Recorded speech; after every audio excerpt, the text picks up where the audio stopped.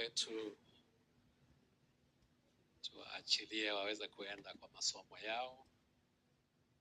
Mungu awabariki sana. Praise God. Acha tuombe watoto.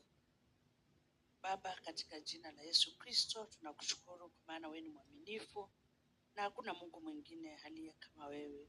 Tunakushukuru ni kwa maana umetulinda wiki mzima. Umeongoza watoto hawa kutoka kwao, kurudi kwao, kulala kwao, kuamka kwao, hata wakati walipokuwa wakicheza na kufanya kazi ya ziada ambao walipewa kutoka shuleni. Yesu Kristo, tunakushukuru kwa maana umekuwa mwaminifu. Tunaweka mikononi mwako, tunakuomba wazingira ndani ya mwanao Yesu Kristo, uwalinde mchana, uwalinde usiku Baba. Mambo yote ambayo shetani anaweza kuwa aliwapangia tunapangua. Maneno yote ambayo yanaweza kuwa amenenwa kinyume na watoto hawa tunaharibu.